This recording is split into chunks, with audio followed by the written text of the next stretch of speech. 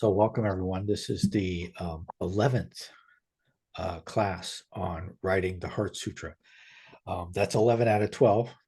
So we're getting close to the end of the Heart Sutra. And this class will start the way we've started them all, I think. Sometimes I forget things, but I always try to remember to actually play the Heart Sutra first for us to recite together. So I'm going to do that right now.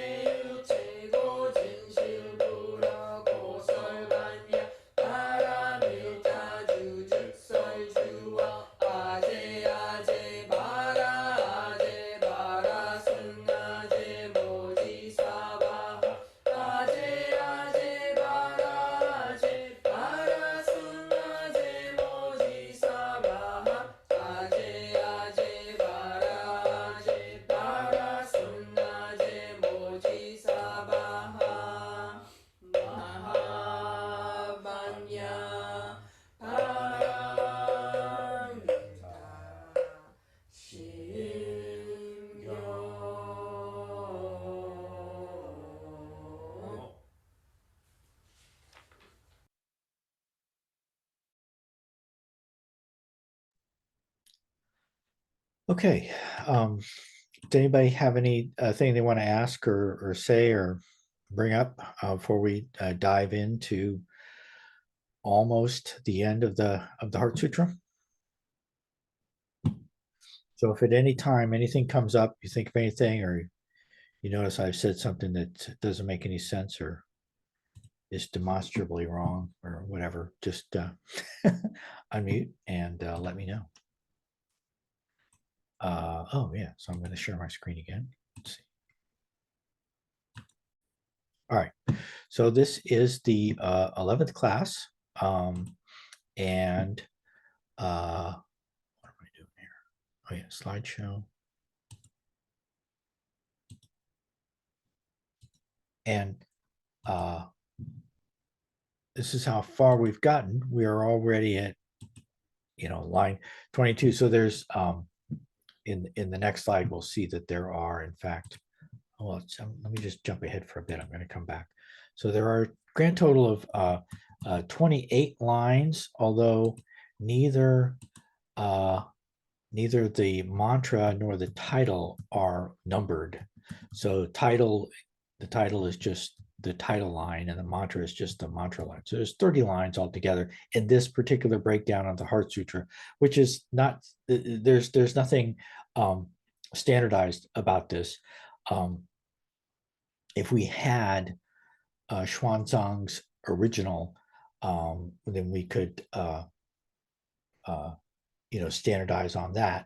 But and one of the oldest known versions of the Heart Sutra that's written out is one that's attributed to Kobo Daishi. I can't remember his other name that he's more Kukai, who and he just decided that he wrote it up and down, and he just decided, maybe he had some reason for it. He was very into kind of esoteric stuff. There may be some significance to this, but he just decided to make every column 17 characters long. And so that doesn't, correspond to anything other than just dividing it by 17, which actually the total number of characters in the Heart Sutra doesn't divide evenly into 17. So, but anyway, this breakdown is what we're using in this class, and it probably doesn't have any more significance than that. But so we are on lines 22, 23, 24, and 25 in this month's class. And this is the content of those lines. Paramita go-dug-a-nyok-ta-ra, Samyak Sambodhi go-ji-banya, Paramita dae-shin-ju, dae-myong-ju, dae-myong-ju, which means more or less in English, Paramita, because on the previous line, line 21, ended with Prajna. So this is this particular division of putting the Heart Sutra into lines, it also is not particularly systematic, because it breaks up Prajna and Paramita in some places. Okay, so anyway, start this place. This line starts with Paramita. This is Paramita, and attain. This is therefore, or and attain. This is our old friend Duke. Anyway, Anuttara. So this is where the first new character for this month comes in. Anuttara are being used here. Tara. Anuttara, Samyak Sambodhi. Samyak Sambodhi. So we're going to talk more about Anuttara, Samyak Sambodhi. I hope we have time towards the end of the class to talk a little bit more about the meaning of this phrase, but it basically means the complete and final unsurpassable enlightenment of a Buddha. Okay, and then Goji Banya, therefore know that Prajna, and again, in this case, Prajna Paramita is being broken up into two lines. Therefore know that Prajna Paramita is the great transcendent mantra, is the great bright mantra, is the utmost mantra. And we've gotten far enough into the Heart Sutra now that so Prajna Paramita occurs twice in this section. And of course, all the characters in Prajna Paramita have been covered previously in the class. And a bunch of other characters have been covered as well here, so that we get 1, 2, 3, 4, 5, 6, 7 new characters. Those characters will have a lot of components that we'll look at in just a minute. And then there are quite a few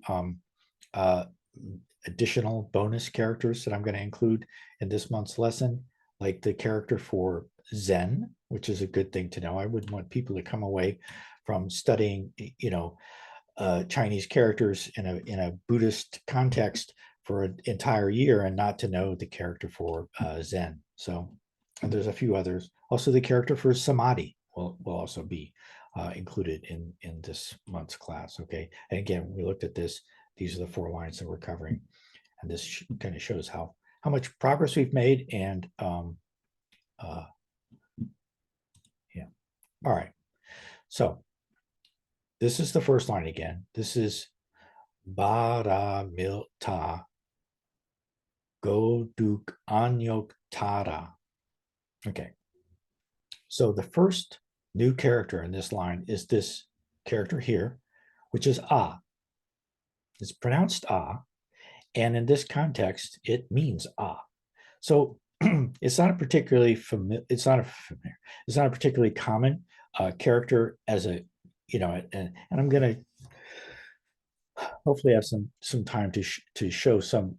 And I've talked about this before, but if you could, you can take a character and go search for it and see, is this really a character that's used in common, ordinary, everyday Mandarin, either today or in the past? And this character is, as far as I know, is mostly used in transcription.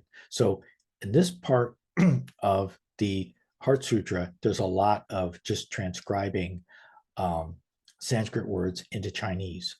Um, just as when we write out, it's like when I recite the Heart Sutra in English, I say Anuttara Samyak Sambodhi, which is not English. That's Sanskrit. Okay, and it's spelled out using the letters of the English alphabet, just as it's being spelled out here, using the characters of the Chinese language. Okay, so this character ah, which does have the meaning of familiarity,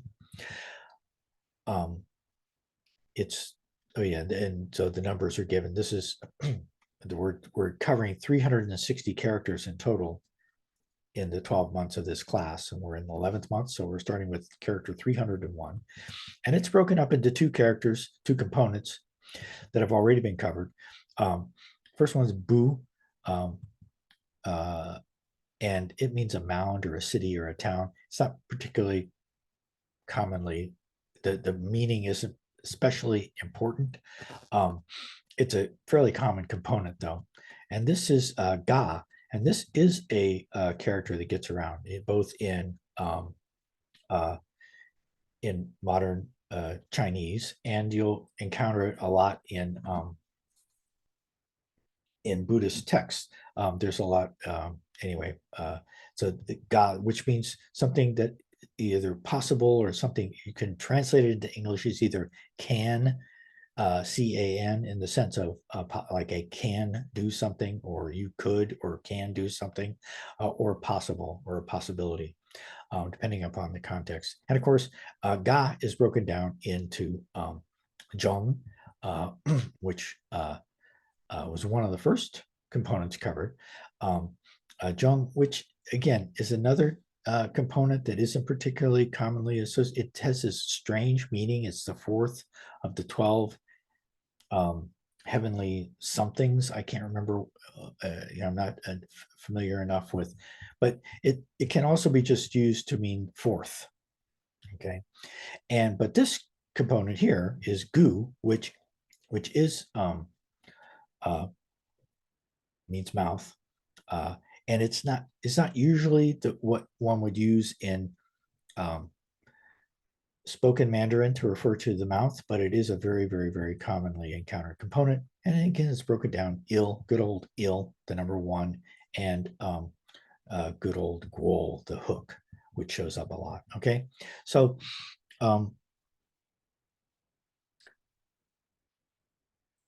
that's ah. This is nyok. All right. Now, it's sometimes here I've got it written down as yok, so it can be yok or it can be nyok. Actually here, so I've written it, yeah. So this, I might as well fix this. It does have more than one way of pronouncing it, but I'm going to fix that. I'll even save it while I'm fixing it. See, okay. So sorry for that. And so nyok here is again, just like ah, is being used for its phonetic value to transliterate Anuttara into Chinese, which in and I do not know how it's pronounced in Mandarin Chinese, and nobody really knows how it was pronounced back in Xuanzang's day, 1,500 years ago or so. But in modern Sino-Korean, it's pronounced something like Anyok-ta-ra, Anyok-ta-ra. Okay, so now we're on nyok. Okay, and again, it's being used here for its phonetic value, but it does have a. I don't know if this is a commonly used character for rake or a hoe. I don't think it is, but we can look at that if we have time later. I want to show some ways to look at that. But when you break it down, it has one component which has oh yeah, so this should have a, oh yeah, this is, let's see.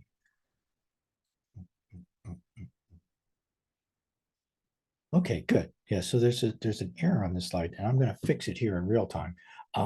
Just because one of the things that I do want to do tonight is to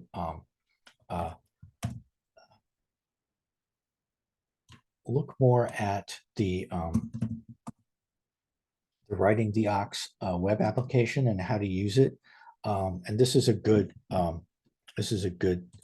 place for me to use it. So I can copy this character, and then in this web application here, which is at the mindisbuddha.org website, if you just go to that website and look for writing the Ox and click on that button, and then you go to Heart, which is where the Heart Sutra is. Actually, you don't even do that, because what I'm going to use now is this functionality where you can search for any Chinese character. There's like 1,500 or so characters that are already in the database for this. And if you click on this button here, it says Han Search, which means Hanja search. And we can put in the character that I just copied. All right. So this is character number 127. Oh, this is character number 308. It means plow, or the handle of a plow. And so this is the, all right, that's what this is here. All right. And for any character that's in the database here, it will have the breakdown of the components of the character. So this character here is me, which means not yet or not. Okay. All right. So when I was making this slide, I missed me, which has already been covered. So I'm going to just put it in here. Down here.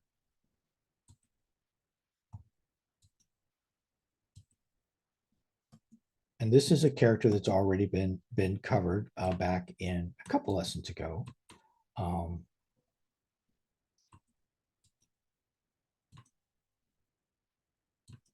And it just Kurt, means, it's there in the second column. Is at it? the bottom. Oh yeah, there it is. I did have it. Good. All right. Thank you, Hannah.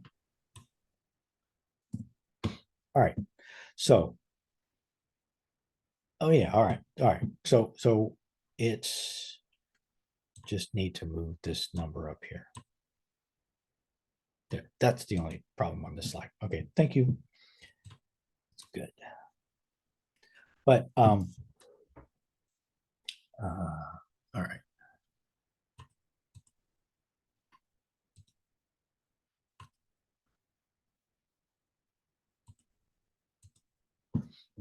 Okay, so the first component of nyok is this. Oh yeah, and so good. So this in if you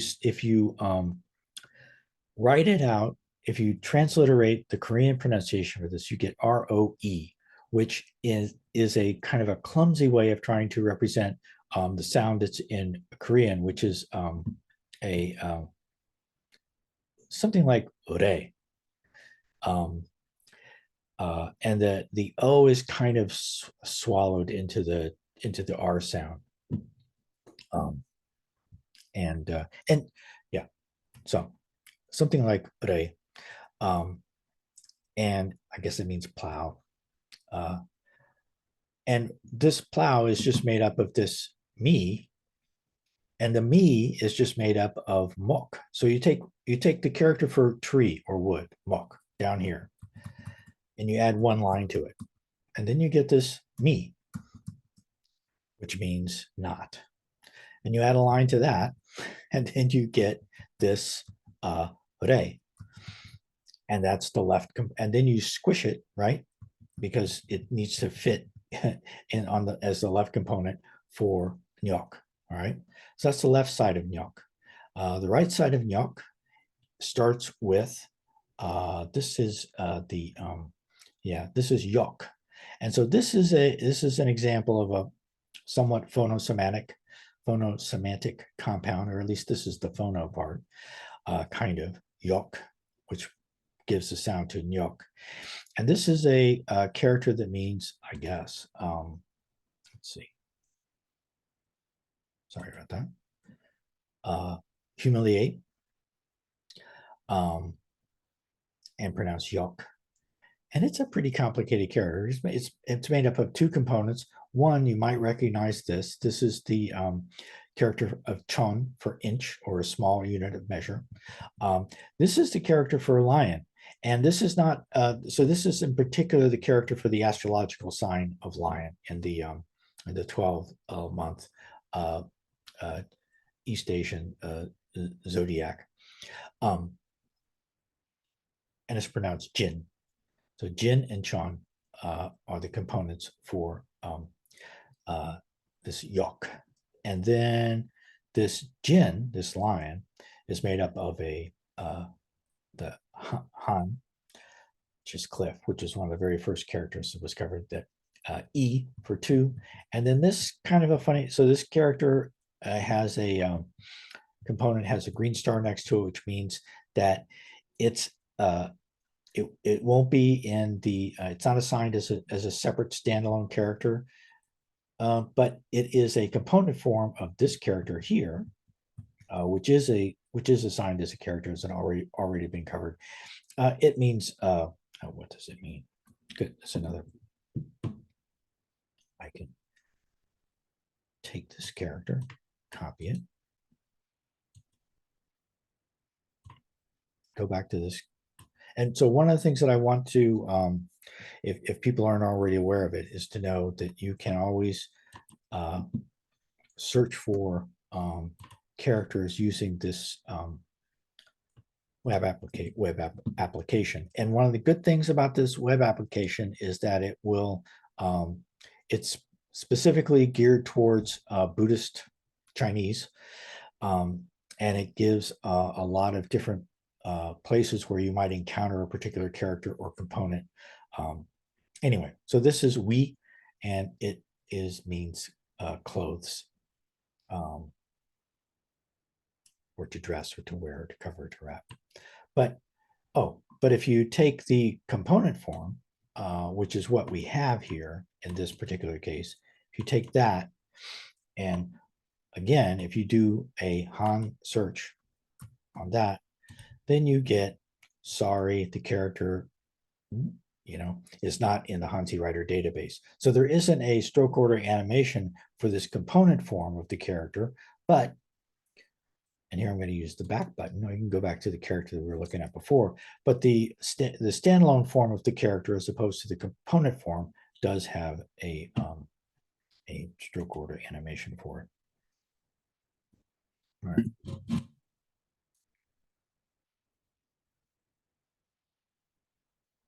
Now, okay. All right, so that was nyok. Now,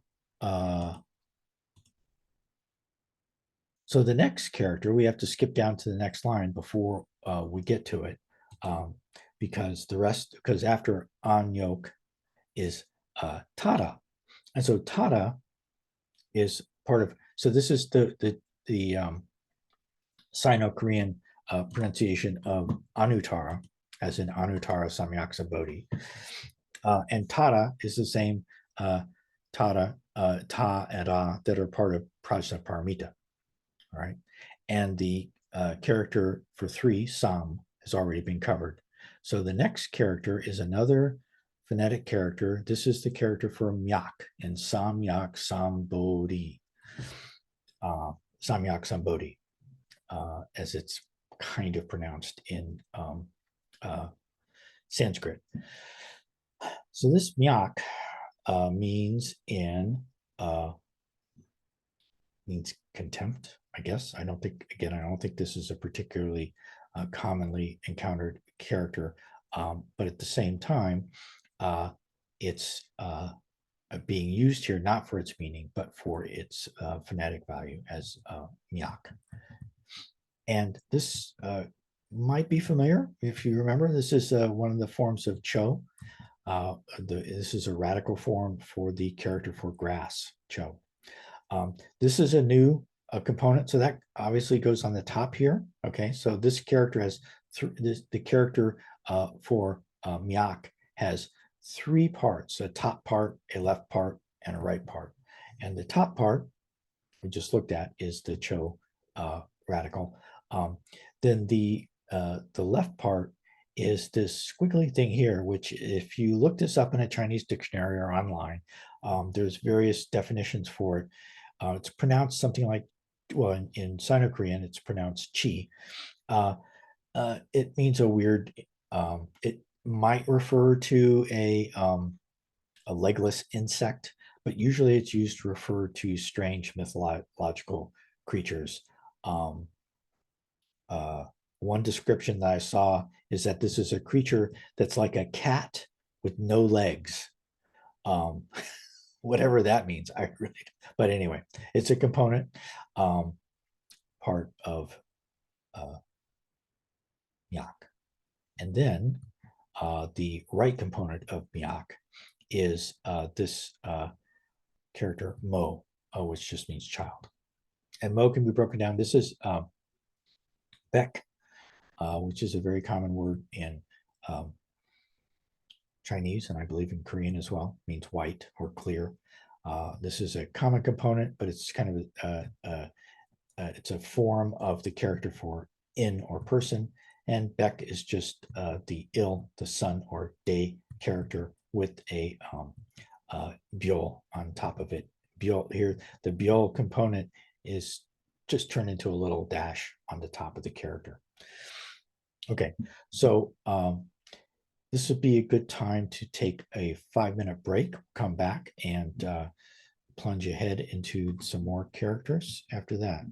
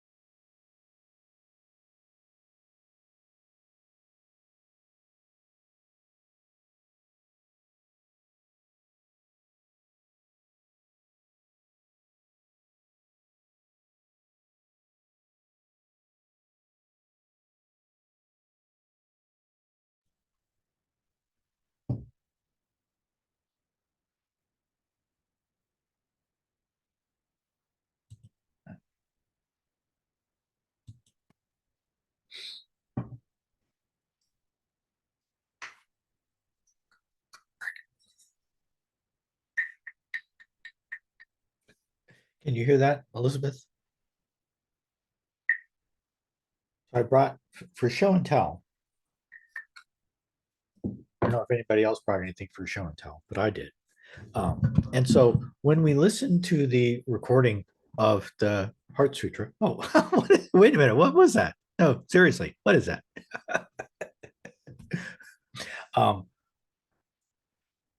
When we listen to the recording of the Heart Sutra at the beginning of the class, as we do at the beginning of each class, I don't know, I never know how the sound is going to come out in the Zoom recording, but this is called a moktak. So this is a wooden. So it's sometimes it's translated into English as wooden fish because it kind of looks like a fish, kind of. Moktak, I believe, is actually literally wooden bell, but this is just a nice instrument that is used to keep the rhythm during chanting. So in Japanese, these are called mogyuko, which I think in Japanese might actually mean wooden fish. But I don't know what it's called in Mandarin or in Vietnamese, but it's the same. It's in each language, it's actually the same two characters put together to basically refer to a particular kind of wooden instrument that's used for keeping the rhythm during chanting. And the reason why I wanted to show this in show and tell is because I do want to encourage people to chant the Heart Sutra, to learn it, and to do it on a regular basis. Now, when I chant the Heart Sutra as part of my regular practice, I just recite it. I say Mahabanya Bada Milta Shimgon. I don't, but I could, and some people do, and some people like to do it.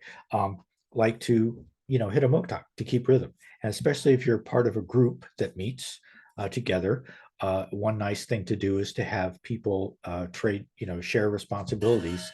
One of the problem is that if you want to either do it by yourself or do it as part of a group, these things, if you get an official real moktak, are fairly expensive. They're not that easy to make. It's a skilled artisans make them. They're a little expensive, and actually, right now, from what I know, they're pretty hard to get a hold of. Something that's not difficult to get a hold of are these little guys, these little frog rasps that you can buy on Amazon for like the little ones cost like $8. They work really well. Excellent. So Hannah brought something for the little. I used to have a little moktak thing like that was hanging on my rear view mirror in my car, and I don't know what happened to it. But I don't know. Can you actually use that to make a sound though, Hannah? Maybe a little bit. I don't really hear it. There you go. Oh, look at what Joe has. That's nice. That's just a ball. I got it from a company called Uncommon Goods. Okay. And they just sell little gifts and things. Yeah. And it wasn't sold as a percussion instrument for Buddhist chanting, but when I saw it, I thought that's perfect for a desk. And just to use that. Yeah. So if you like to chant, and if you like, having noisemakers, percussion, the little ones are really, and so these also have an added advantage. You can just use them to strike. I don't know. Can you hear that while I'm hitting it? I know that sometimes the sound cuts out, but they also have like these ridges on top, and if you play it along them, make this kind of cricket sound. And so they're called frog rasps, R-A-S-P. It's a rasp. That's a kind of a percussion instrument that does that. But you can also just strike it. And so if you're interested in doing that, if you're interested in using that as part of your chanting practice, finding a moktak can be very difficult, and it can be prohibitively expensive. This is a slightly bigger one, which has a slightly deeper sound. This one costs $12 instead of $8. I like them. Okay, so that's my show and tell. just in the spirit of encouraging the practice of chanting, which I think is whether you chant it in using the Korean pronunciation or the Japanese or Mandarin or whatever or are interested in, it's a good practice. Okay, so now I'm going to go back to boring slides.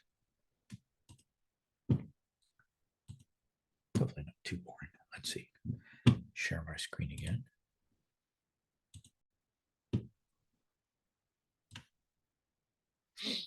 All right. Now this next character is actually one of my favorite characters, and it is the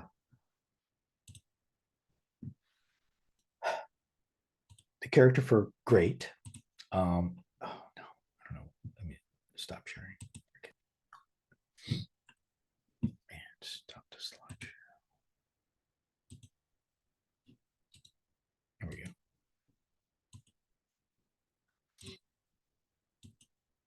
What am I sharing? Sorry.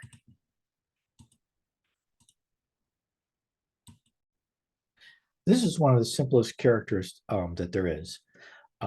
And it's the character for this pronounced in Korean pronunciation is pronounced as dae, means great.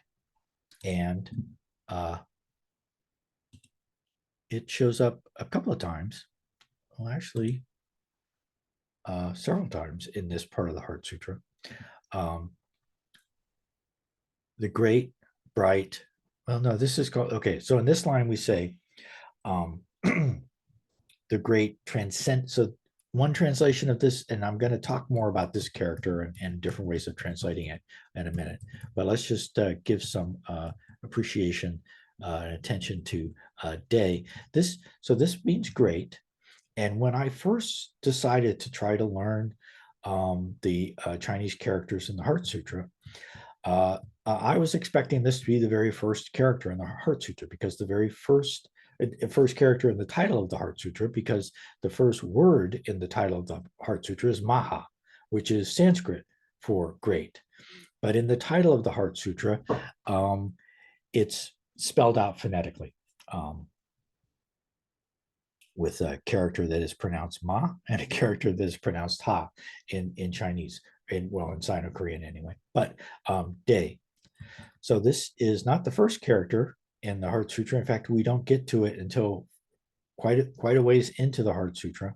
And so where we're at now, just to remind ourselves, so prior to this line here, we say in the three worlds, or actually it's more accurately would be translated as in the three times, meaning past, present, and future.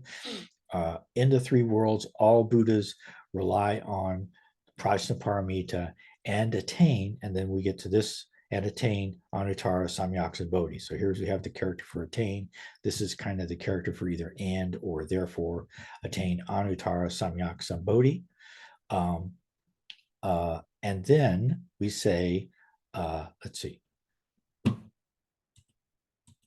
the way back up to here.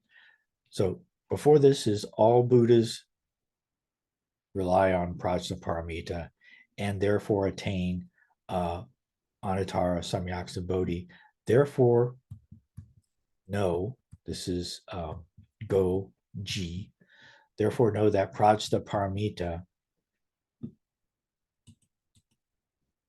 is the great, let's see, Prajna Paramita, no, that's right, Samyak Sambodhi.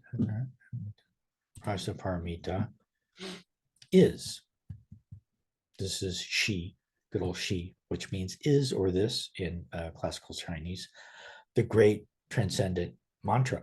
And so this is three new characters, all right? And the first one is very simple, and it's also it's simple to write.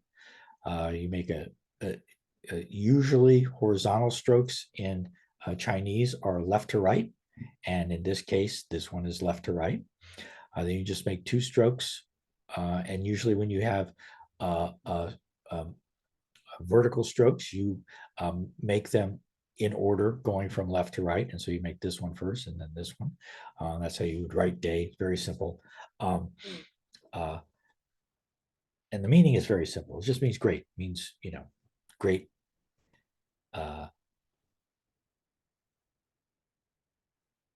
This character is much more complicated to write, and it's also much more complicated to talk about what it means, which we'll get to. But first, let's just look at how it's broken down. So it's pretty easy to see that this has a left and a right component. The left component was actually just covered in where did we do that? Where did we cover it? Wait a minute, did we cover it? No, this is a new one. That's right. I'm sorry. So this should have a number next to it. This is number 313. This is the show, to show. It has the meaning of to show and is pronounced G. And it's the left component of the character for Shin. Oh yeah, I forgot to mention. So this is Shin. Shin, which sounds like Shim, which is the character for mind. There's actually, if you ever get a Chinese dictionary that is organized by the pinyin pronunciation of Chinese, of Mandarin, you'll find that every possible combination of opinion, there are lots of characters that are all pronounced exactly the same. And the only way that you know what they mean is by context. And so there's lots of characters that are pronounced like this, or similar to this. This one, I've got it down here. I'm writing it down as divine, which is certainly one way of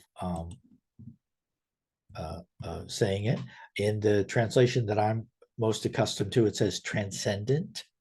And I think transcendent was kind of a compromise, or maybe a bit of even a fudge, because if you start talking about the other translations of this word are magic, supernatural, divine, and those kinds of things are often red flags for a lot of Western Buddhists who think that Buddhism doesn't have anything to do with anything that's divine or supernatural or magic, and therefore the compromise was to say transcendent, I guess. But anyway, so it's made up of two components: the left component G, and then the right component is another new character. This means Shin. This gives the meaning of the or it gives the pronunciation for the character that it's a component of, and this is the character for lightning. So it also kind of gives the meaning for it. Or you could even say that, something that is transcendent or magical or supernatural or divine or, whatever. It shows you lightning or something. I don't know. And lightning, actually, it's pretty easy to see how you get this character for lightning. You take the character il for sun or day and put a gon through it. So if you have a straight up and down stroke that doesn't have any curves at the top or the bottom and doesn't slant or anything, then this is the gon or rod character. In this case, it's I've marked it with a green asterisk and highlighted it in green here, not because it doesn't have a stroke order animation, but because I'm not assigning this as a you could. I guess it would be very Zen probably to spend a lot of time practicing this character over and over again. But I assume that you can write a straight up and down line. Okay, so yeah, that's Shin. All right, now this character is not as complicated as Shin. This is Ju. But it turns out this character has also quite a lot of different meanings. So usually when people are translating the Heart Sutra in English, they're going to translate this as mantra. But mantra is a loan word. So mantra is not a native word of Chinese. And when the Chinese are translating, when they really want to say mantra, they say jinon, which means true words in Chinese. I think there are few, if or maybe no real instances where in Chinese Buddhism people have a transliteration for mantra in Chinese. So they either use this native Chinese word that existed in China long before the Buddhists came along, which was a word for basically magic spells in native indigenous Chinese religion. A Ju is a magic spell. And in some translations, and we'll see this later on, in some translations of the Heart Sutra, the mantra here is referred to as a spell. And if you put shin in front of it, you can even refer to it as a magic spell. The great magic spell is actually a legitimate literal translation of these three characters. And so this character for Ju, for mantra, and even though this is not, so this is actually quite commonly used by Buddhists as a word for mantra. So you'll see Ju, you'll see Jin-on, which is true words, and then you'll also see the transliteration for Dharani, Dharani. Those three different ways of referring to mantras are all used pretty much interchangeably. But in the Heart Sutra, it's always Ju. Okay, and Ju is made up with a left component, which is just the good old gu component, and then on the right there's a new component, which is hyong. I don't think this is a common way of referring to elder brother, but this is the meaning of this component, is elder brother, and it's made up of another gu and another in. This is in again, the two legs down here. Okay, now this is the great transcendent mantra. Is the great bright mantra. So bright myong we've covered in the past. So we say is gets repeated a lot here. Is the great bright transcendent mantra. Is the great bright mantra. Is Musang, the utmost mantra. So Musang, this character here, Sang, is the character for above. So when you say Musang, you're saying there's nothing above it.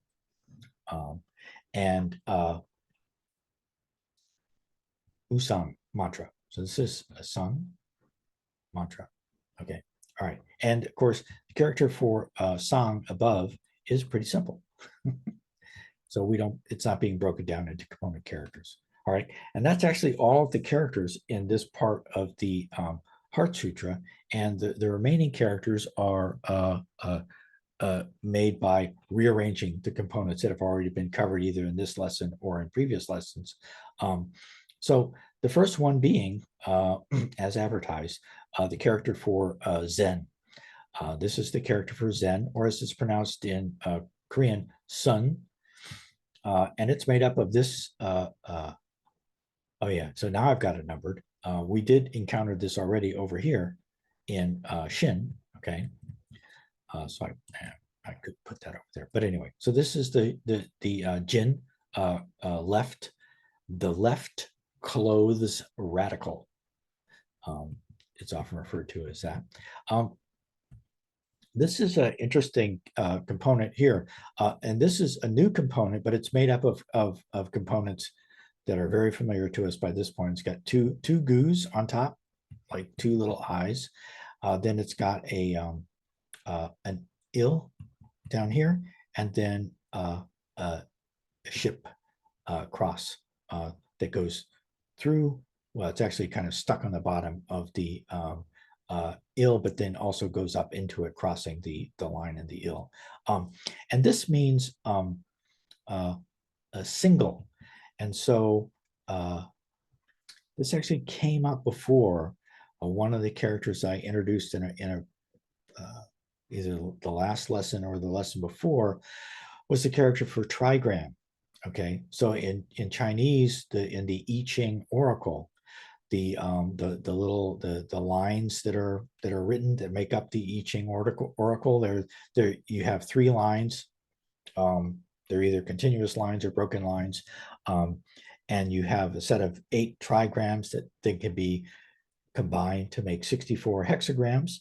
But the word for trigram and hexagram is the same in Chinese. And one of the ways that you can distinguish if you want to make sure that people know that you're talking about the trigrams, you put this single word for single in front of the word for trigram or hexagram. And when this is put in front of the word, that can mean either trigram or hexagram. It just means trigram, single, like only one. Because sometimes trigram means actually two trigrams in Chinese. Okay, so this is kind of an interesting character. This is Cha. This is the character for car. It also means a vehicle in general. It used to mean chariot, okay, but today it means Cha or car. And it's made up of this character we just introduced, Shin for lightning, and the character E for two. All right. So, oh yeah. All right. Now this is this is the Sung. This is the nature in Buddha nature in Chinese. And so this is a very good character to learn. You're learning Chinese characters with an interest in Buddhism. And this is a very simple character. If you view it from the standpoint of components, on the left you have the component form of Shim for mind, and on the right you have Seng, which means birth. And then this is the breakdown of Seng, which we've seen before. This is a nice, simple character that means strength and yok, yeah, strength or power, yok. And one of the reasons why I'm including it here is because a commonly encountered word in Buddhism is to combine this word here, shin, with yok, to refer to the spiritual powers of Buddhas and Bodhisattvas. And hopefully I'll have time to show some examples of that, or at least an example of that. So another additional character that I'm introducing is the character for T. This is the character for T, and it really, since we're getting close to the end of the class. Like I said, I didn't want people to take a year-long class in Chinese characters without learning the character for Zen. And I also don't want you to learn 360 characters without learning the character for T, because you can't have the T is very important to Chinese culture, and it's very important to Zen culture. T was the legend is that Bodhidharma was the one who brought tea to China originally, and the full story is that Bodhidharma was constantly falling asleep in his meditation. And so in order to keep from falling asleep, he ripped off his own eyelids and threw them aside. And from Bodhidharma's eyelids, the first tea plants in China grew. So that this was out of Bodhidharma's great compassion. He didn't want future generations of Zen students to have to rip off their own eyelids so they could drink tea to stay awake. And so cha is made up of cho on top. This is in, stuck in the middle. And then down below in is a kind of a squished form of mok. All right. And then this character here is ye. Now, this is kind of a complicated character. Here it is down here. It also has a great variety of meanings. It can be used to mean ritual. This is one of the most commonly encountered characters in the writings of Confucius. Confucius constantly referred to ye. And most of the time, when Confucius was referring to ye and using this character, he was talking about what is appropriate. And is central to Confucius's conception of appropriateness is doing rituals. But wasn't just limited to rituals, but it is in Buddhism. It usually refers to rituals or practices. Ritual is another word that a lot of Western Buddhists are averse to. So it usually isn't translated that way, but that's basically what it means. And one of the most common rituals in Korean Buddhism is Ye Bul, which is in English-speaking Buddhists who practice Korean-style Buddhism usually refer to Ye Bul as homage to the three jewels, but in Korean Buddhism it's just called Ye Bul, which means the Buddhist ritual, and so homage to the three jewels is a perfectly good a way of referring to the ritual, because that's the meat of the ritual is paying homage to or taking refuge in the three jewels, which is the most basic and fundamental Buddhist ritual that there is. Buddhist practice of taking refuge in the three jewels. That's basically what, more than anything else, that's what makes you a Buddhist, if you take refuge in the three jewels. Anyway, so Ye is a important word both in Chinese culture and in Chinese Buddhism, including Chinese. Sometimes people refer to Sinitic Buddhism, Sinitic, Sinitic,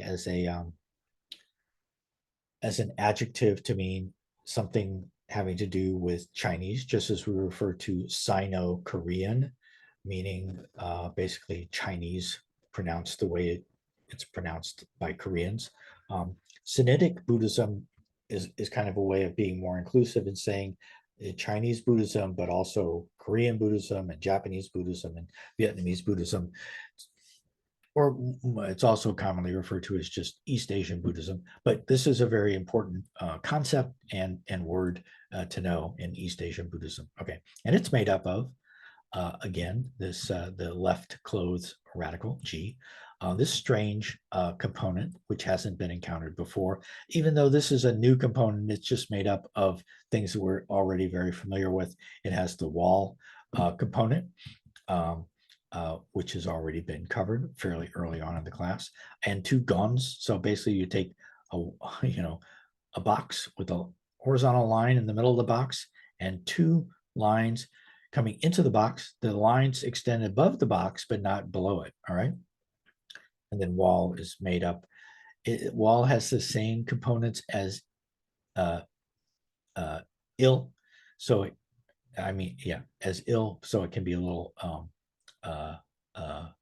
confusing, or at least it is to me. They're hard to tell apart.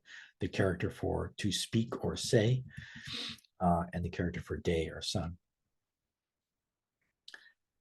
So it has a left component and a right component. The right component is really two components stacked on top of each other.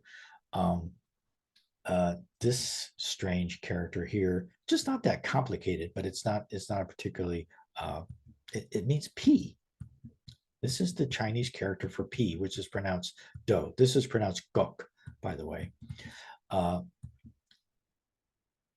It doesn't look like a P, but when I see it, I usually think of a P. So this P is just made up of a line on top, an ill, and then a gu, and then underneath you have this cho. This is a different form of the different component form of cho for grass.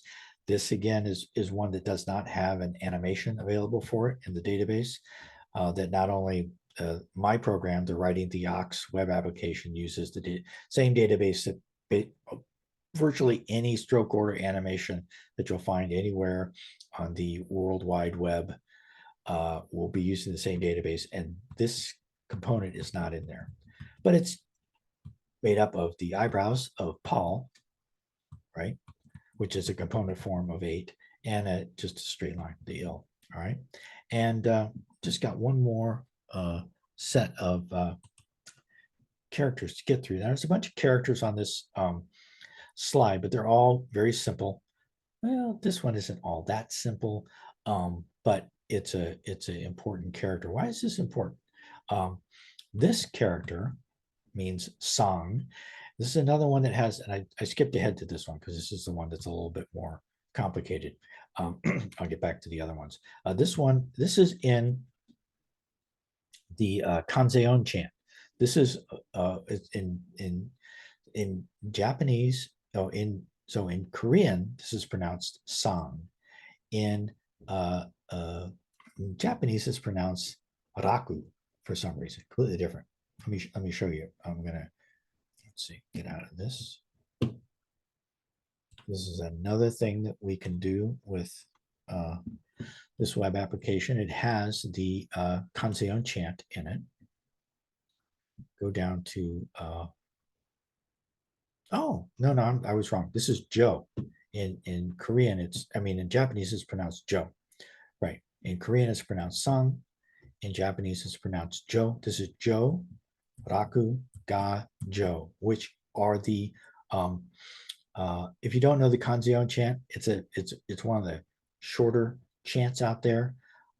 I do it. I think almost everybody does it using the Japanese pronunciation.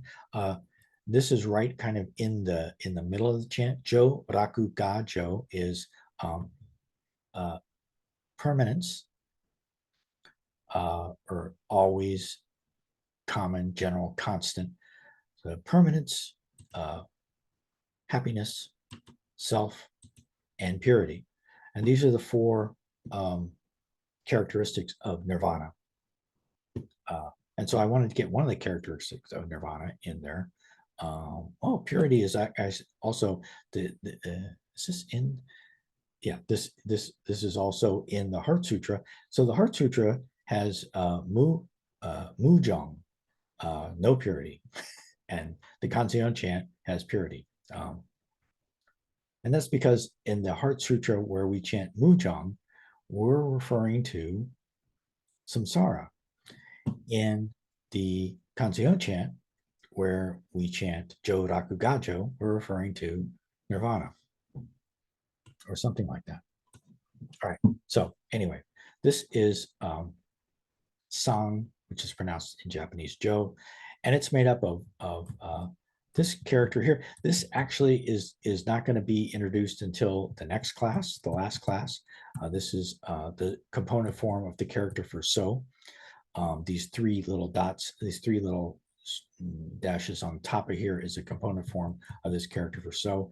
And then we just have the myok, the lid, and another gu.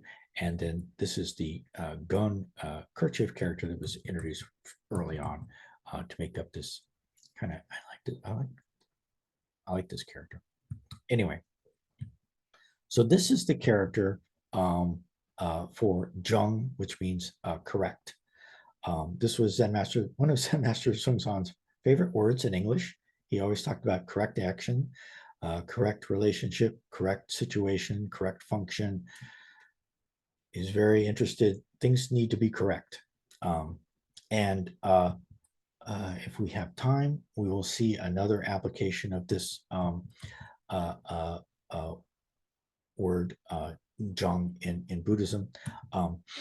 It's made up of just an il on top, and then below it is the foot character.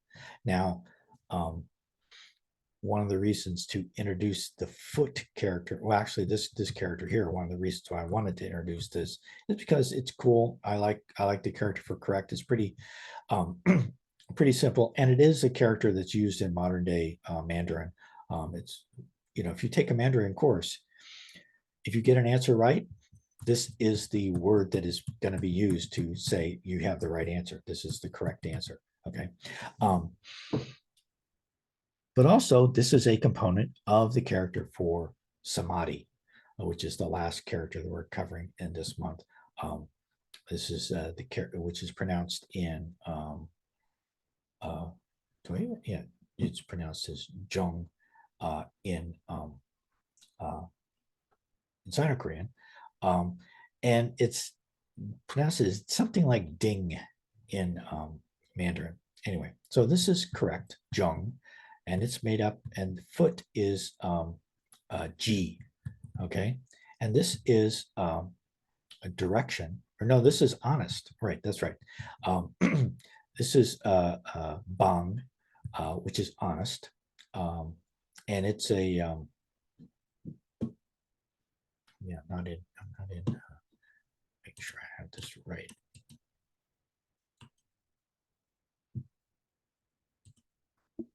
Make sure I'm being honest about, yeah. In this is, and I don't have the other component off the top of my head, but in the in the very commonly encountered concept in Mahayana Buddhism of upaya, or skillful means, um, uh, this is one part of the Chinese word for skillful means, where it is in skillful means in Chinese, it literally means something that is honest and easy.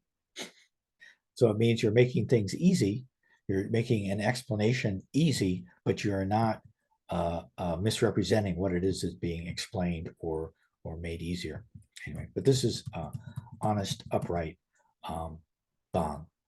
And it one reason why this is a good character to cover is because let me go back a couple slides.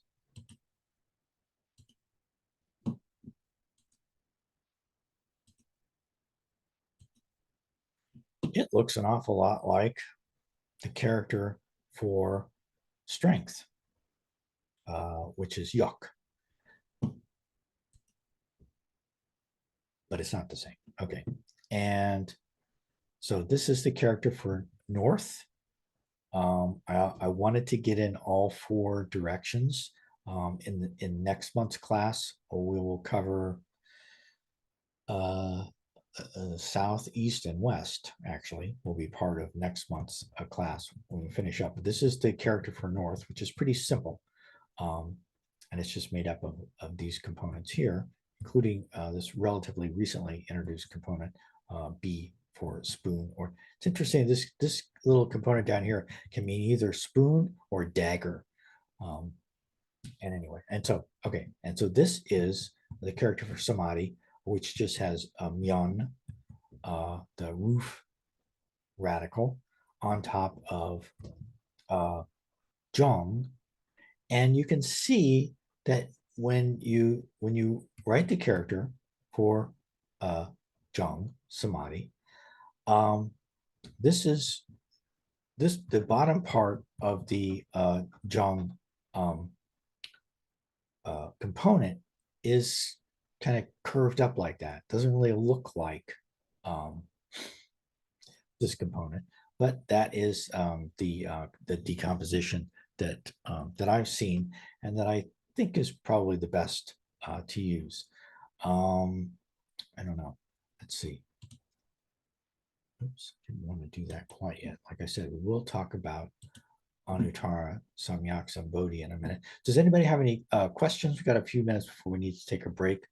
Is there anything I went over too fast that you want me to talk about again or revisit? Let's see. Okay, so let's take a 10-minute break.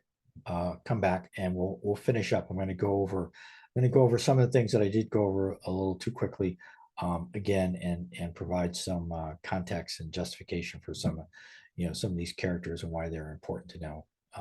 Okay, come back in 10 minutes.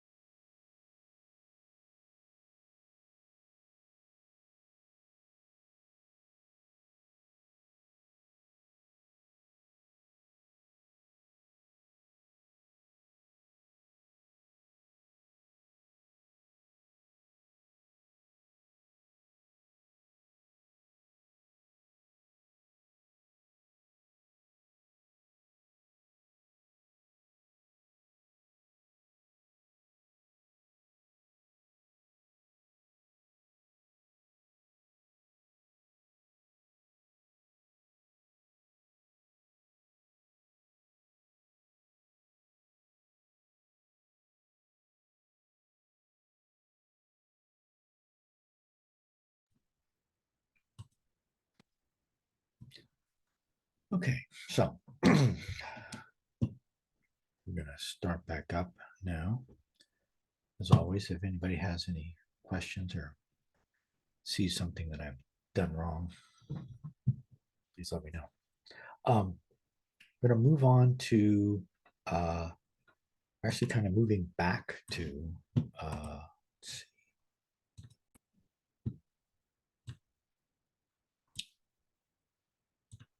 Dae-myong-ju Samyak Sambodhi.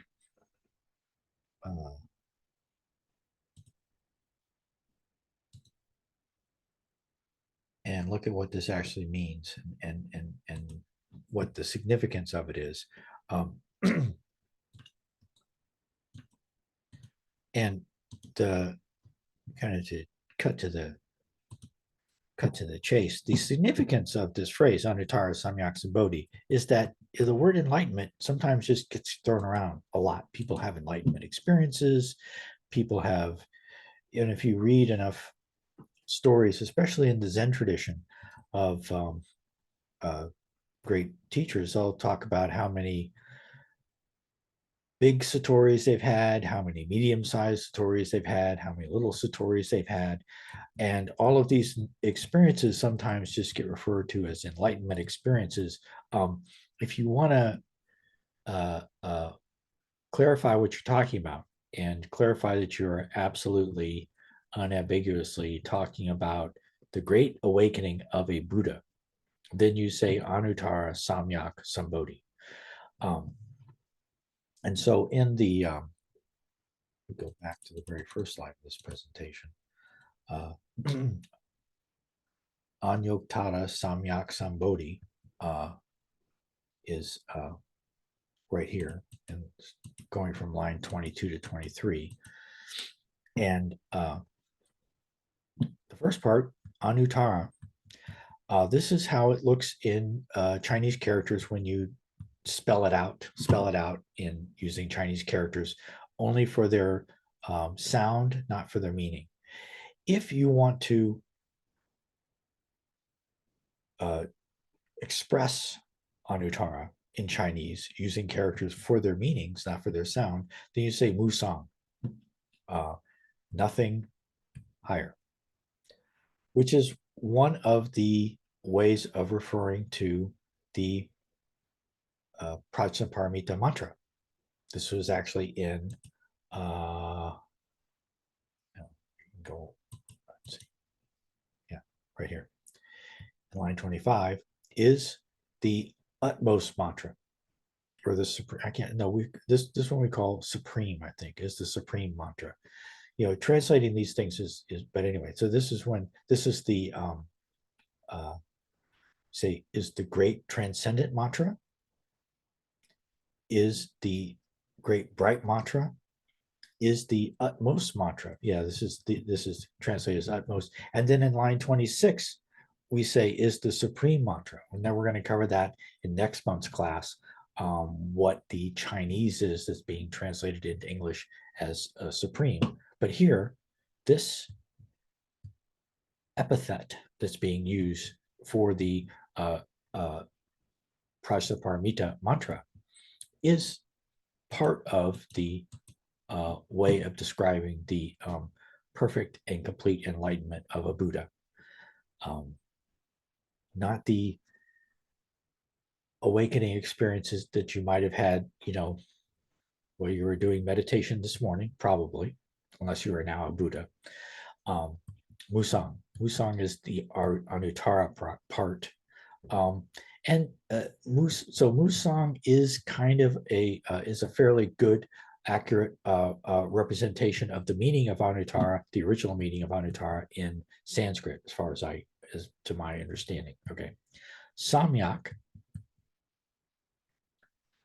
If you want to spell out or sound out Samyak in Chinese characters, use this character, which is pronounced Sam, and this one which is pronounced Myak. But if you want to express the meaning in Chinese characters, you use this character. This is Zheng, and this is Dung. And this means correct equality. Or at least that's as far as I can tell. this is the way.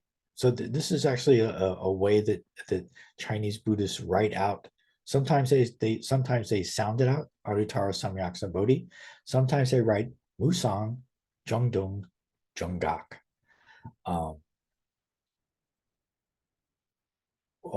And so the third part, Sambodhi, Sam-bo-ri or Sambodhi, is the way to sound it out. And if you want to express it in Chinese, you say correct enlightenment, Zhonggak. And this character here is part of my teacher's name. My teacher's name is Zen Master Dae-gak. This is so the first part of his name was one of the characters we introduced this month, Dae, for great enlightenment. So this is correct enlightenment, correct enlightenment as opposed to, if you get enlightenment wrong, I guess. All right. So this is, anybody have any questions on that? I mean, anybody have any questions on perfect and complete correct enlightenment? I mean, my biggest question is, why do you have to say correct enlightenment? This is actually a fairly commonly encountered. And actually, earlier today, I was talking to some friends about a sutra, the Srimala Sutra, which is a very interesting sutra, also known as the Queen Srimala Sutra. It's a sutra that is taught by Queen Srimala, who was she was kind of a student of the Buddha, although I don't think she ever met the Buddha in person. The Buddha appeared to her floating in the sky above her after she received a letter from her parents. But in that sutra, this character, Zhong, appears almost 80 times. But there it's being used to refer to the Dharma. So sometimes the Dharma is referred to as the correct Dharma or the true Dharma or the whatever. Anyway, so this character is actually used a lot in Buddhism, and it's often being used to modify something that is already correct.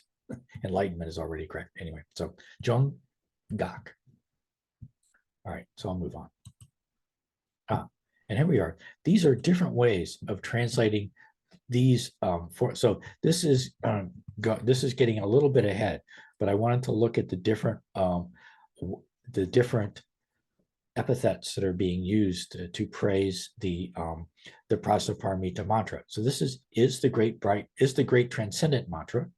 Here's transcendent. Is the great bright mantra. This is myong for bright. Is the utmost mantra, mu sang, for nothing higher than. So this is sometimes translated in English as supreme. This is mu dung dung. So dung dung is equal, which is a pattern in Chinese. When you want to emphasize something, you can say it twice. It's really equal. And this is without any equal whatsoever. And so these are 1, 2, 3, 4, 5, 6, 7, 8, 9 different translations of this part of the Heart Sutra. And one of the things that's interesting here is that some of these translations are using the what people think of as the Sanskrit form of the Heart Sutra, while others are using the Chinese form, that is Xuanzang's Heart Sutra. The Sanskrit form, you have to be a little careful when people are using the Sanskrit form, which is actually quite common. But it is very, very likely that the Sanskrit form of the Heart Sutra is a back translation. There may have been an original, an earlier Sanskrit form of the Heart Sutra, but there's a lot of evidence to suggest that the Sanskrit forms that we have access to now were written later as a back translation into Sanskrit from the Chinese. Although that's a good way to start an argument among Buddhists. If you ever want to start an argument among Buddhists on the internet, you can find Buddhists arguing about whether the Heart Sutra was originally written in Sanskrit or Chinese. But so here I want to focus a little bit on this character here. Did somebody say something? Did I hear it? No. Okay. All right. So this character here, this Shin, okay, which I said has lots of different meanings. Robert Aitken, in his translation of the Heart Sutra, translates it as sacred. Thich Nhat Hanh left it out in his most recent translation of the Heart Sutra. And so that he's probably you can see that in this is the Triratna translation of the Heart Sutra also leaves it out, but I think this is coming from the Sanskrit. They in this part of the English translation of the Sanskrit that I found online for Triratna, it just said the Great Dharani, the Radiant Peerless Mantra, which is kind of, so here, this is one that is from the Tibetan, and the Tibetan translation of the Heart Sutra is based upon the Sanskrit, which is quite likely a back translation from the Chinese. And this just says the mantra of great knowledge, the unsurpassed mantra, the mantra that is equal to the unequaled, which is another way of kind of translating this mu dong dong in Chinese. Okay, so that's from 84,000.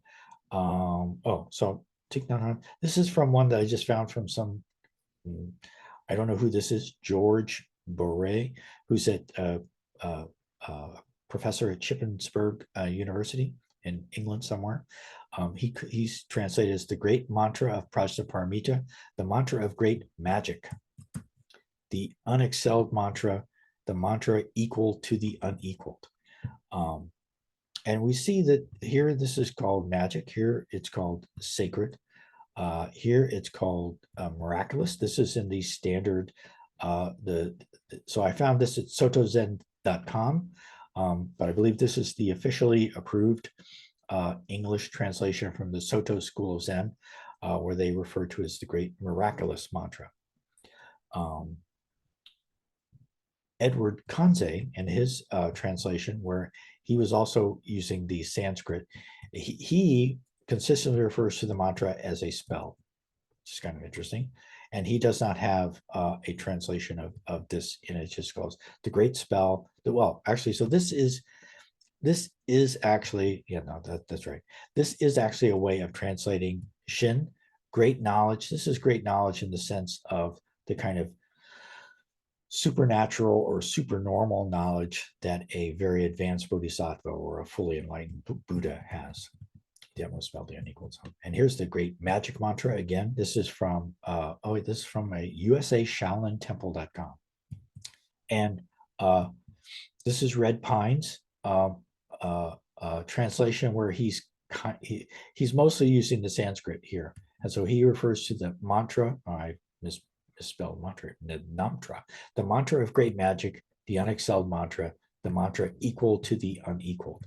So I wanted to kind of emphasize the different ways of translating or expressing this character Shin, but also got the different takes on these other aspects of the mantra as well in these translations.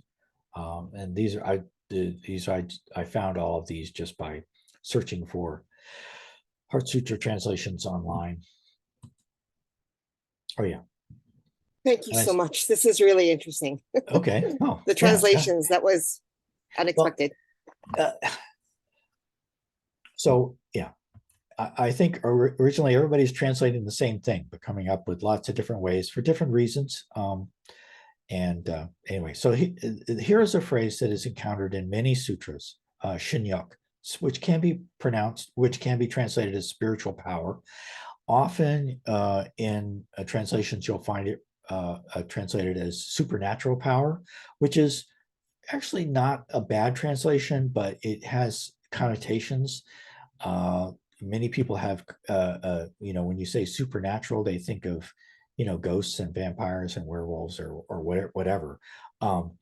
So depending upon what, and people have all kinds of interpretations of what spiritual means. Spirit, some people just totally object to referring to anything that has anything to do with the Dharma as spiritual. They think it's a totally watered down or misleading term,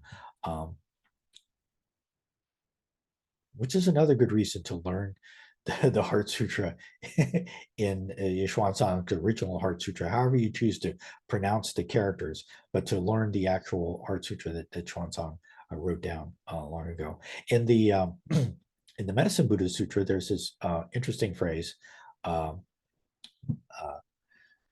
which is, oh yeah, and this is from the Medicine Buddha Sutra. They will, this is referring to basically all sentient beings.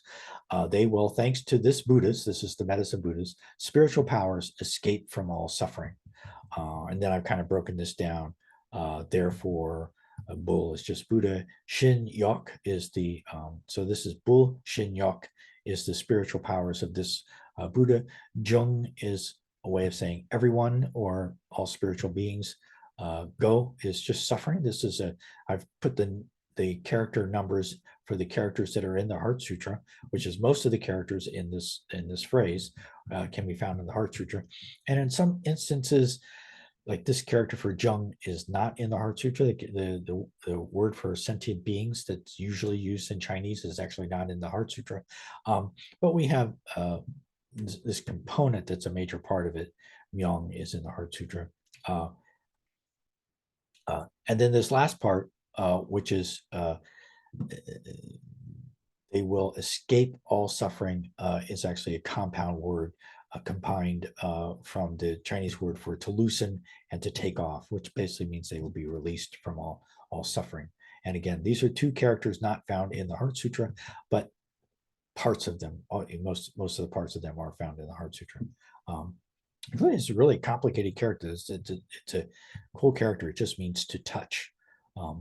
It's in the Heart Sutra. Let's see. Oh, good. All right. So yeah, so this is actually one of the more interesting terms that is encountered over and over again in many sutras. This or something like it, you'll often find references to the Buddha's spiritual powers or supernatural powers quite frequently. This is usually what's being translated. There are some other similar phrases in Chinese that are used to refer to the powers and the abilities of the Buddha. Let's see, what do I have on the next slide? If I got, oh yeah, actually, I want to go ahead on this subject. This is another use of the word shin. This is, let's see, do I have it? Yeah, in Mandarin, I think this is pronounced something like Shin Tong, but now I forgot to, this is not a character that we've covered, but I want to just make sure I get the pronunciation right in Sino-Korean. Oh yeah, it is Tong. Yeah, Shin Tong in Sino-Korean. This is another way of referring to the powers of a Buddha or a very advanced Bodhisattva, and it has an entry in the online digital dictionary of Buddhism. It's quite interesting. The ubiquitous paranormal power, especially of a Buddha, is 10 powers, including the power to shake the earth, to issue light from his pores, to extend his tongue to the Brahma heavens. This is in the Lotus Sutra, actually. There's a chapter in the Lotus Sutra in which the Shakyamuni Buddha demonstrates that he is indeed a Buddha by extending his tongue all the way up to heaven. And of course, the Buddha's tongue is effulgent with light, to cause divine flowers, etc., to rain from the sky, to be omnipresent, and other powers, supernormal powers of eye, ear, body, mind, etc. And here's a link to the entry for this phrase, Shintong, in the online digital dictionary of Buddhism. In the Kshitigarbha Sutra, right at the beginning of the first chapter, it said the Shakyamuni Buddha possesses great wisdom and spiritual powers. This is great. This is a two-character word for wisdom, and this is the word for spiritual powers. And so, well, one of the things that is important to know is that even though this often has all kinds of supernatural, paranormal, supernormal, magical connotations to it, it also shows up in the in a Zen context in the ox herding pictures. So there's 10 ox herding pictures. I won't go completely over, just to refer to the ox herding pictures are used to explain Zen teachings in a very simplified way. Basically, there's a little boy, or it could be a girl, but he's been left in charge. His family has one ox that is the most precious thing that they own, and everybody in the family has to go away, and he's left in charge of the ox, which is the most important thing that the family owns. And he, of course, loses track of it, and so he desperately seeks the ox. And this is a little story for talking about Zen practice. And at the beginning of his search, he can't find the ox, but then by the third ox herding picture, he finally sees the ox. And so that's what this is. This is a character for C, which has actually been covered. This is a character for ox. This is seeing the ox. And this is a character that means number 3, number 3. Seeing the ox, number 3. And the main reason, really the only reason why I put this is the poem that goes along with the third ox herding picture. And this right here, this is Shintong. And this is just saying, I see it. So Shintong, while it can refer to all kinds of miraculous and magical and weird sort of things, psychic powers and abilities to fly and be in more than one place at once. In a Zen context, it means seeing the mind, seeing your true mind, which is actually more important than being able to fly or doing any of those other funny things that are sometimes associated with Shintong. Being able to see what really is, that is, being able to see your own mind as it really is Shintong, in at least in a Zen context. All right. Now, one more use of the word Shin. This is a picture that I took a couple weeks ago at Furnace Mountain. I finally, after 4 years, due to COVID and health problems that I've had, I had not been able to visit my teacher at his temple in Kentucky for 4 years, and I finally was able to go there in mid-December. And while I was there, I took a picture of this big Shinjung Tenghua. So Shinjung is a spiritual assembly, you could say, Shinjung. And Tenghua is, so it literally means hanging picture or something like that, but it's usually only used for pictures that are put up in Buddhist temples. So Shinjung Henghua means a hanging picture of the spiritual assembly. And this particular spiritual assembly is, well, so I found this online. I'm not sure how, this is actually from, Scripps College Online. I've got the link down here. This is what it says. From the 18th century, a new type of painting seems to have emerged that focused on groups of guardian figures. So, very often these beings who are portrayed here are described as the guardians of Buddhism, guardians of the Dharma. Literally a host of spirits, that's Shinjung, host of spirits, hanging painting. And it's one of the most intriguing types of Buddhist art to have evolved in Korea.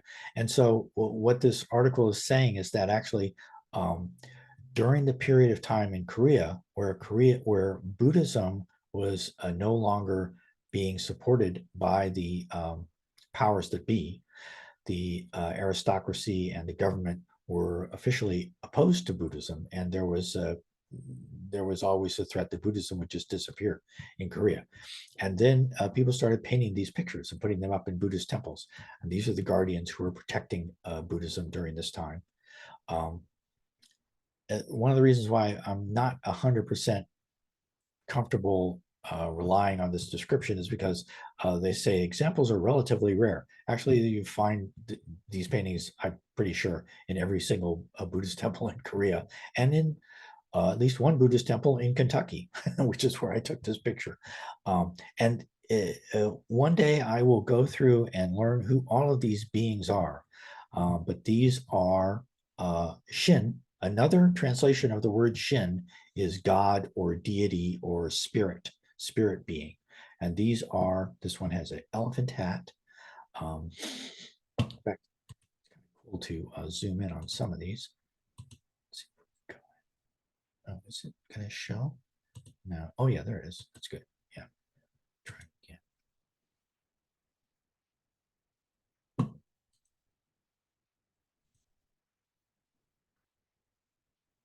Slow. Yeah, there we go.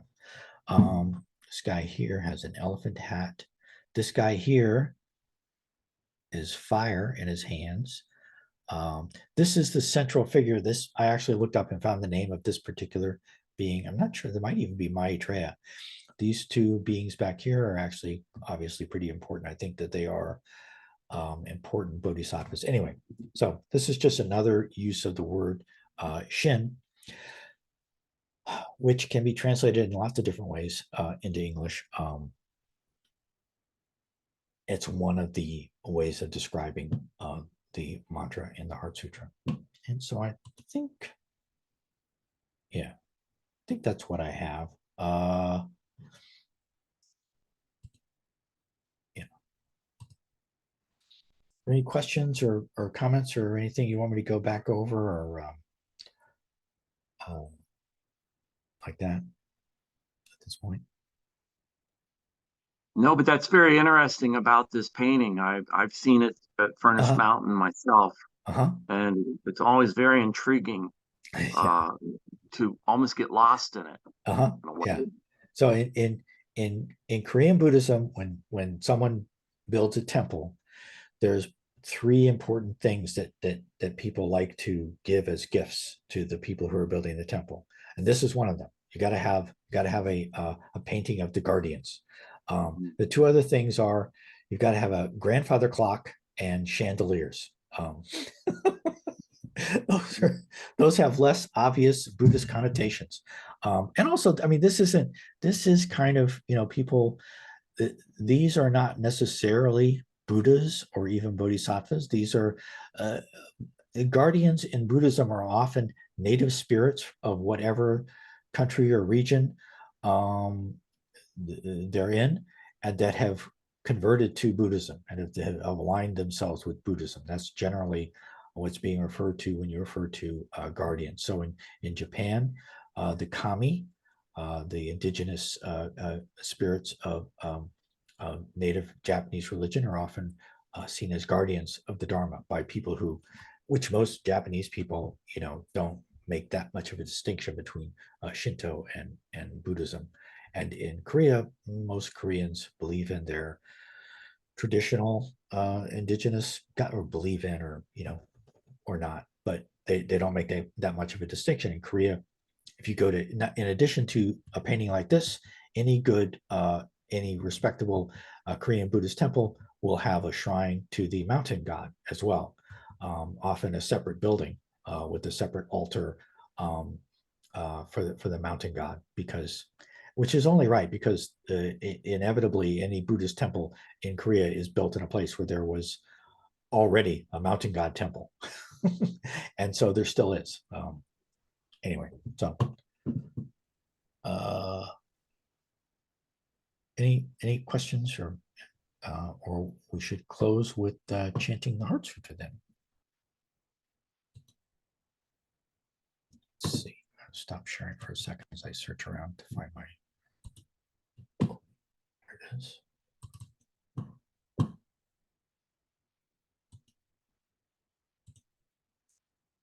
All right.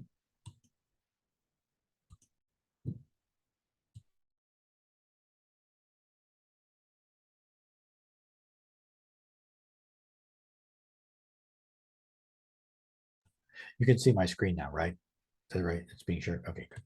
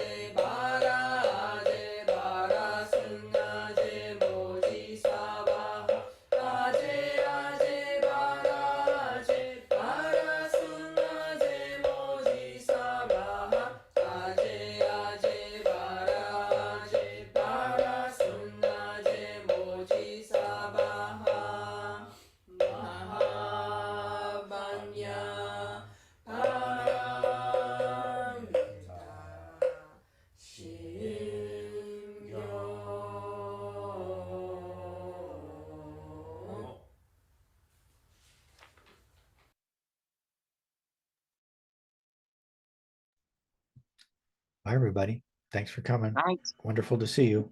Thank And I'll you. see you in a month. See you next month. All right. Bye-bye. Bye bye.